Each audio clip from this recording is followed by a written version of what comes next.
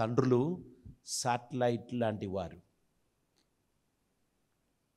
మన ఆర్మీ యుద్ధ భూమిలోకి వెళ్ళుచున్నప్పుడు మనకు కొన్ని స్పెషల్ శాటిలైట్స్ ఉన్నాయి. ఆ శాటిలైట్స్ కమాండింగ్ చీఫ్ ఆఫీసర్కు ఎక్కడెక్కడ అపాయం ఉంది, ఎక్కడెక్కడ బాంబులు ఉన్నాయి, ఎక్కడెక్కడ ఏమేం దాచిపెట్టి ఉన్నారో వారు సిగ్నల్ ఇస్తారు. పిప్ పిప్ పిప్ పిప్, అక్కడ ఒక ప్రమాదం ఉంది. వెంటనే ఈ నాయకుడు, కంప్యూటర్ దగ్గర ఉన్న నాయకుడు వార్నింగ్ ఇస్తాడు, don't move forward, go to left. మీరు వెళ్ళుచున్న మార్గంలో ఏమున్నది? బాంబు పాతి పెట్టి ఉన్నారు.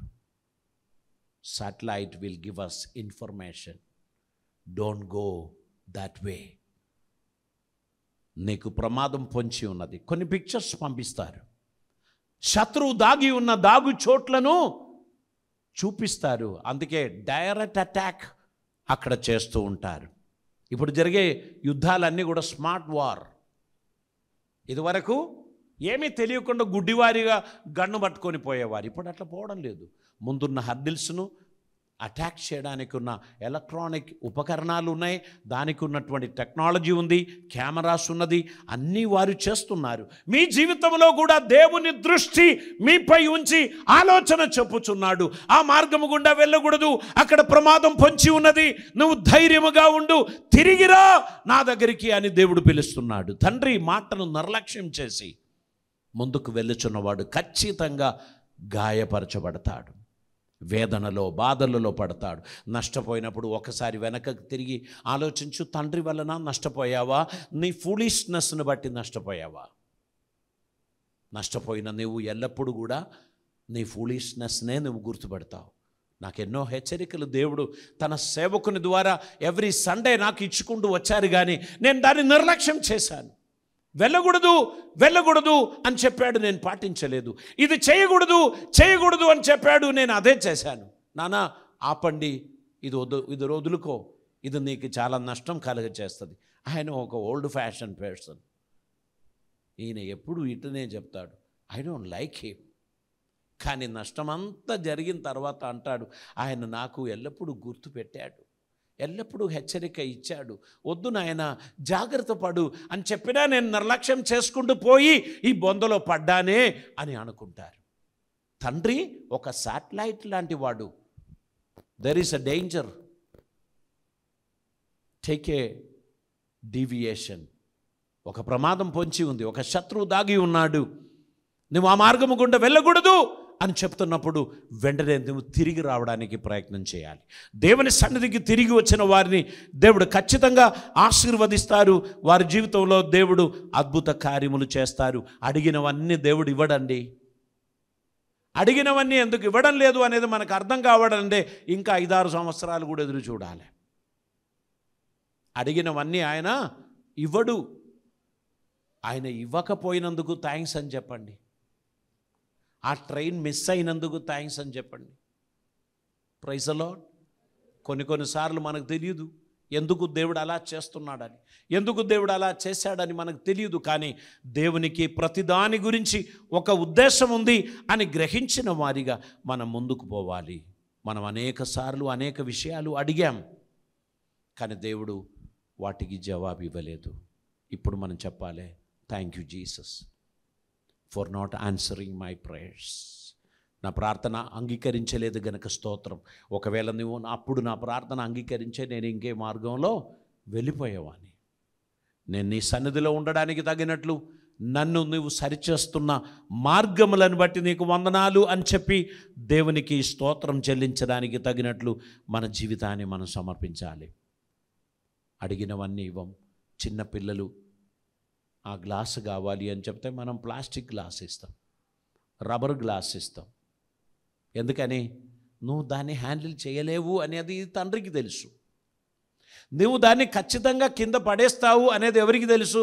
తండ్రికి తెలుసు. అది పడినప్పుడు అందులో నుంచి కొంచెం వాటర్ బయటపడింది, ప్రమాదం ఏం లేదు. అది పడినప్పుడు అది పలిగి నీ శరీరమనే గాయపరుస్తుంది. నేను నీకు గ్లాస్ ఇస్తే అందుకే వద్దు నాయనా అని చెప్పిన. మనం హ్యాండిల్ చేయడానికి దేవుడు ప్రతి ఒక్క సంవత్సరాన్ని ఏర్పాటు చేసుకున్నాడు. 18 ఇయర్స్ కంప్లీట్ అవ్వకుండా, 21 ఇయర్స్ కంప్లీట్ అవ్వకుండా యవనస్తులు వివాహం చేసుకోకూడదు అని చట్టం ఒక నియమం పెట్టారు. దాని ఉద్దేశం ఏంటంటే, వివాహం అంటే ఏంటి, కుటుంబం అంటే ఏంటి, పిల్లల్ని పెంచడం ఏంటి, దాన్ని కాస్త తెలుసుకోవడానికి ఉన్న మినిమం ఏజ్ మనకు ఉన్నప్పుడే అది సంభవించాలని చట్టం మనకు చెబుతున్నారు. కానీ తల్లిదండ్రులు కొందరు 13 సంవత్సరాల్లో 15 సంవత్సరాల్లో పిల్లలు పెళ్లి చేసి, నాకు మనుమడు చూడాలని ఆశ. మనుమడు ఒకడు చూస్తే పని కాదు. నీ బిడ్డ సక్సెస్ఫుల్గా ఉండాలి, నీ కొడుకు సక్సెస్ఫుల్గా ఉండాలి. మనమని చూస్తే మాత్రం పని జరగదు. ఆ కుటుంబం ఆనందంగా ముందుకు పోవడానికి తగినటువంటి ఏర్పాట్లు చేయాలి. ప్రిపరేషన్స్ అవసరం. So we need to give time. అక్కడ టైం ఇవ్వకపోవడం బట్టి తొందరపాటు నిమిత్తం అనేక రకాలైన ఇబ్బందులు మన జీవితంలో కలుగుతూ ఉంటాయి. కనుక ప్రియులారా, మనము దేవుని సమయం కొరకు కనిపెట్టాలి. God knows the best. నీకేది ఉత్తమం, ఏది మంచిది, అది ప్రభువుకు తెలుసు. ఆయన సమయం వరకు నువ్వు కనిపెట్టినట్లయితే నీ జీవితంలో సమస్తం నీ ఊహించిన దానికన్నా శ్రేష్టమైన రీతిగా దేవుడు నడిపిస్తాడు అనేటువంటి విషయాన్ని దేవుడు మనకు తెలియపరుస్తున్నారు. కుటుంబంలో పిల్లలు ఒకరినొకరు గౌరవించాలని, ఒకరినొకరు ప్రేమించాలని తండ్రి చూస్తూ ఉండాలి. తల్లిదండ్రులు పిల్లలను విభజించకూడదు. నావాడు నీవుడు, నావానికి నేను సీక్రెట్గా ఇస్తా, నీవానికి నీవు కూడా సీక్రెట్గా ఇస్తావు. లాస్ట్కు ఈ పిల్లలు ఇద్దరు ఎట్లా తయారవుతారు? హిపోక్రైట్స్గా తయారవుతారు. వేషధారులు, నటన నేర్చుకుంటారు. మమ్మీ చెప్తారు అలాగా, నాన్న కూడా తీసుకొని పోయి చెప్తారు. ఈ పిల్లలు ఇద్దరు ఎలా పెరుగుతున్నారు? హిపోక్రైట్స్, వేషధారణ కలిగిన వారు. సొంతం అన్న తమ్ములుగా వారు పెరుగుతలేదు. ఇప్పుడు I'm belongs to dad and he belongs to mum. Every day there is a fight between this children. భార్యకు భర్తకు మధ్యలో మనస్పర్ధలు, సైలెంట్ వార్. ఈ పిల్లలిద్దరు దానికి సాక్షులు. జీవితం సక్సెస్ అవ్వదు. భార్యాభర్తలు ఇద్దరు ట్రాన్స్పరెంట్గా ఉండాలి. లావాదేవీలు షేర్ చేసుకోవాలి, డిస్కస్ చేసుకోవాలి, ప్రార్థనలో జ్ఞాపకం చేసుకోవాలి. భార్యాభర్తలు ఒకరికి ఒకరు అంకితం చేసుకోవాలి. ఈ జీవితం దేవునితో ముడిపడినది. దేవునికి ఇష్టం లేని ఏ డిసిషన్స్ కూడా మనం తీసుకోకూడదు అనేటువంటి నిర్ణయం మనం తీసుకోవాలి. పరమ తండ్రికి ప్రీతి కలిగించి బిడ్డలుగా నడవడానికి మనం తీసుకుంటున్న నిర్ణయమే మన కుటుంబానికి స్టెబిలిటీని ఇస్తుంది. ఎక్కడైతే కాంపిటీషన్ జరుగుతుందో, నీవా నేనా, నీదా నాదా, ఈ కాంపిటీషన్ ఎక్కడ జరుగుతుందో అక్కడ అపజయం జరుగుతుంది. లాంగ్ రన్లో ప్రమాదాలు జరుగుతుంది. కనుక మన జీవితం, మన కుటుంబం అద్భుతంగా ముందుకు పోవాలి. తండ్రులారా, మీ పిల్లల భవిష్యత్తు గురించి శ్రేష్టమైన ఆలోచనలు కలిగి ఉండండి. వారు దేవునిలో ఎదగడానికి సాధ్యమైనవన్నీ మీరు జరిగించండి. బహుశా మీరు లోకపరంగా బాగా సంపాదించకపోయినా మీ పిల్లలను దేవుని కృపలో నడిపించగలిగారు అంటే మీరు గొప్ప ధనికులు. ఈ లోకపరంగా చాలా సంపాదించారు, కానీ దేవుని గురించి మాత్రం ఏమీ చెప్పలేకపోయాను. పిల్లలు దేవునిలో లేరు అనేది ఒక ఘనకార్యం అని అనుకోకండి. అది నీ జీవితానికి ఎప్పుడైనా ముప్పు తెచ్చుచున్నది. గనక జాగ్రత్త పడుడి. పిల్లలను దేవుని కృపలో నడిపించండి. వారు దేవునికి ఇష్టలుగా నడవడానికి తగినట్లు వారిని దేవుని కృపలో నడిపించండి. ఒక శాటిలైట్ ఐ మీకు ఉండాలి. పిల్లలు వెలుచున్న మార్గంలో మీ కన్నులు వారికంటే ముందు పోవాలి. ఎక్కడైనా ప్రమాదం పొంచి ఉన్నట్లయితే వార్నింగ్స్ ఇవ్వాలి, హెచ్చరికలు ఇవ్వాలి. వారు నడవలసిన మార్గంలో నడిపించండి. ఒక సంఘము చేయవలసిన గొప్ప విషయం, అందులో ఉన్న విశ్వాసులు త్రుటిల్లకుండా దేవుని చిత్తం నెరవేర్చడానికి తగినట్లు వారిని ఆయుధపరచడం, వారిని సిద్ధపరచడం. ఆ కార్యం చేస్తూ ఉంటే కొందరికి నచ్చదు, ఊరిక మనం వెంటబడతారు. వదిలిపెట్టచ్చు కదా, ఫ్రీడమ్ మనకు ఉండొచ్చు కదా. ఒక్క సండే కనబడకపోతే కాల్ చేసి అడగాల ఎక్కడున్నామని. ఎక్కడైనా ఉండొచ్చు, నీకేంటి అని అనాలని అనిపిస్తుంది, కానీ అనలేకపోతున్నాం కదా. దేవుని కృపలో మనం ముందుకు సాగాలి. దేవుని చిత్తం మనం నెరవేర్చాలి. మనం అందరం క్రీస్తులో పరిపూర్ణులు కావాలి. హల్లెలూయా. యేసుక్రీస్తు మనల్ని ప్రేమించినట్లు మనం ఒకరినొకరు ప్రేమించాలి. ఆయన తన్ను తానుగా రిక్తునిగా మార్చి తన కోసం సమర్పింపబడిన వారిని రక్షించడానికి రక్షణ మార్గాన్ని ఆయన ఏర్పాటు చేశాడు. ఆయన తన తండ్రిని పిలుస్తున్నాడు. తండ్రి, నీ చిత్తం నెరవేర్చుటయే నా ఆహారం. పగలున్నంత వరకు నా తండ్రి చిత్తం నెరవేర్చుటయే నాకు అప్పగించిన బాధ్యత. ఈ ఉదయకాల సమయం ప్రభుని సన్నిధిలో మన హృదయాలను సమర్పించుకొనొచ్చు. దైవ చిత్తం నెరవేర్చడానికి ఒకరికి ఒకరు గౌరవమిస్తూ, ఒకరినొకరు ప్రేమిస్తూ, దేవునికి ఇష్టలుగా నడవడానికి మన జీవితాన్ని మనం సమర్పించినట్లయితే అద్భుతకరుడైన దేవుడు మనల్ని తన కృప ద్వారా ఆశీర్వదిస్తాడు. మనం నడవలసిన త్రోవ మనకు చూపిస్తాడు. మనకి ఏది ఉత్తమమో ఆయన మనకు దాన్ని దయచేస్తాడు. దైవ చిత్తం భూమి మీద నెరవేర్చడానికి ఉన్న ఒక సమర్పణ మన జీవితంలో ఉండును గాక. పరమ తండ్రి మనల్ని ప్రేమించినట్లు మనం కూడా మన పిల్లలను, మన కుటుంబాన్ని ప్రేమించి ముందుకు నడిపించడానికి ఒక సంపూర్ణమైన సమర్పణతో ముందుకు సాగుదాం. పరిశుద్ధాత్మ దేవుడు మనల్ని దీవించిన గాక. We must be available for our children. ఎంత బిజీగా ఉన్నా కుమారుడు ఫోన్ చేసినప్పుడు ఎత్తాలే. నానా, what do you want? Are you in trouble? Do you need anything? ఈ కమ్యూనికేషన్ ఒక తండ్రి తన పిల్లలతో ఖచ్చితంగా చేయాలి. డేంజరస్ సిచ్యువేషన్లో పడ్డ బిడ్డ కాల్ చేసినప్పుడు తండ్రి ఫోన్ ఎత్తలేదు. ఆ బిడ్డ తన డేంజరస్ సిచ్యువేషన్ తండ్రికి చెప్పలేకపోయారు. అది చాలా ప్రమాదకరమైనటువంటిది. So we need to be available. ఎంత బిజీ ఉన్నా, if you get a call from your children, from your wife, your family, you need to give attention to that. Excuse me, yes చెప్పమ్మా అని చెప్పడానికి ఉన్న మనసు ఉండాలి. We need to be available.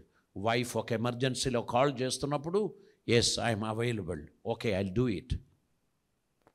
తన మనసులో చిన్న విషయమే కావచ్చు, ఇది నాకు చెప్పాల్సిన అవసరం ఉందా, నువ్వే చేయొచ్చు కదా అని అనిపిస్తుంది. But you know, at that time we should comfort her. ఆమెకి కంఫర్ట్ ఇవ్వాలి, ఆమెను బలపరచాలి, ఆమెను ధైర్యపరచాలి, ఆమెను మెల్లమెల్లగా మనం స్ట్రాంగ్గా మార్చాలి. సిచ్యువేషన్స్ని హ్యాండిల్ చేయడానికి తగినటువంటి స్తోమత వారికి కలిగేంత వరకు మన ప్రోత్సాహనం, మన శక్తి, మన సామర్థ్యం, మన సహాయం మనం వారికి అందించాల్సినటువంటి అవసరత ఉంది. ఈ దినమందు పరమ తండ్రి మనల్ని ఎంతగా పట్టించుకుంటున్నాడు. నీ ప్రార్థనలు దేవుడు ఆలకించలేదని నువ్వు అనుకుంటున్నావు కదా, అదొక ప్రత్యేకమైన పాత్రలో ఆ రిక్వెస్ట్ వేసి పెట్టాడు. దాని మీద ఒక డేట్ రాశాడు ఆయన. ఆ డేట్లో ఆయన దాని మూత ఓపెన్ చేస్తాడు. ఆ స్లిప్ తీసేసి అందులో రాయబడిన విషయాన్ని ఇమ్మీడియట్లీ రిలీజ్ చేస్తాడు. ఈ సమ్మర్లో ఒక మంచి లైమ్ సోడా మీకు ఇస్తే మీకు ఇష్టమే, విత్ ఐస్. మీకు December 31కు లైమ్ సోడా విత్ ఐస్ ఇస్తే మీరేమంటారు తెలుసా? Can you give a cup of coffee please? ఓ కాఫీ ఇస్తారా? ఎందుకు తెలుసా? అప్పుడు మీకు ఐస్ అక్కర్లేదు, అప్పుడు మీకు లైమ్ అక్కర్లేదు, అప్పుడు మీకు చల్లనిది ఏవి అవసరం లేదు. You need something hot. దేవుడు ఏది మీకు ఇచ్చినా ఉత్తమముగా ఇస్తాడు, రైట్ టైంలో ఇస్తాడు. తొందరపడకు నాయనా. అన్నిటిలో దేవునిదంటూ ఒక సమయం ఉంది. నువ్వు తొందరపడకు. నీ కొరకు దేవుడు సమస్తము ఏర్పాటు చేస్తున్నాడు. నువ్వు సమయానికి ముందు తొందరపడద్దు. సమయానికి ముందు వచ్చే బ్లెస్సింగ్స్ అన్నిటి కూడా premature blessing. If it is a premature blessing, then you have to struggle a lot. A baby born in the month of 7, a premature baby, you need to wait for the growth of the baby. Every day you have to wait outside the incubate. You need to wait in the hospital veranda. Doctors will tell you so many things. You need to follow everything. But if you wait till 9th month, you will get a complete boy, a girl with total strength You don't need to go to the hospital every day. The child is perfect. And you will be happy. So don't expect anything premature. Premature will give you agony and tension. At the right time, God will release every blessings on everyone's life. Are you expecting a premature blessing or a perfect blessing? If you want a perfect blessing, be silent before the Lord and say, thank you, Lord. Thank you, Jesus. God has a plan for your life and your family members. God will establish everything in a wonderful way. Don't think that I am lost. You have a wonderful Father in heaven, and you have a spiritual Father in earth. And God is taking you to a better life, a better place, a better destiny. Have patience. Wait for the Lord. He will bless you. He will bless you. Don't think that everything is negative before me. God will allow some negatives, but tomorrow everything will be positive. ఈరోజు నీకున్న చేదు, ఈరోజు నీకున్న వేదన, ఈరోజు నీకున్న కన్నీళ్ళు రేపు ఆనంద బాష్ప బిందువులుగా దేవుడు మారుస్తారు. Give thanks to the lord. దేవునికి వందనాలు తెలియపరచండి. ఈ మాటల చేత దేవుడు మనం దీవించిన గాక. We have a wonderful father in heaven. Give thanks to him. అందరం కలిసి తల్లు వంచుదాం, ప్రార్థన చేద్దాం. పరిశుద్ధుడైన తండ్రి, కృపామయుడైన దేవా, నీకు వందనాలు. అద్భుతకరమైన నీ సన్నిధి కొరకై స్తోత్రం. మాతో మాట్లాడిన మీ మాటలను బట్టి వందనాలు. Yes lord, we believe that we have a wonderful Father in heaven. You are watching us. You are waiting for us. And Lord, we are coming back. We are coming back with repentance. అనేక సందర్భాలు, అనేక స్థలాలలో మేము తప్పిపోయాం. మేము ఏదో భ్రమలో పడ్డాం. నీ హృదయం మేము తెలుసుకోలేకపోయాం. మాకు తండ్రి ఉన్నాడు అనే విషయం మేము మర్చిపోయాం. మేము ఏదేదో చేశాం. Sorry lord. ఏదేదో తలంచుకున్నాం. Sorry lord. ఏదేదో డిస్కస్ చేశాం. Sorry lord. Coming back. We're coming back into your presence. మీ సన్నిధికి మేము వచ్చుచున్నాం. కరుణించండి, కృప చూపండి. పర్ఫెక్ట్గా నీ ప్లాన్ ప్రకారం ముందుకు పోవడానికి మాకు ఆలోచన ఇవ్వండి. మమ్మల్ని నడిపించండి. ఇంకొకసారి కూడా తప్పిపోకుండా నీ ప్రేమను తెలుసుకొని, నీ అడుగు జాడలో నడుచుకొని నిన్ను వెంబడించే ధన్యత మాకు దయచేయమని మేము ప్రార్థన చేస్తున్నాం. కృపలతో నింపమని, అద్భుతములు జరిగించమని, ఈ ప్రియబిడ్డలందరినీ ఆశీర్వదించమని, మీ సన్నిధానంలో నమ్మకమైన వారిగా వారందరూ నిలబెట్టమని, కృపలతో నింపమని యేసు నామమున అడుగుచున్నాం పరమ తండ్రి. ఆమేన్.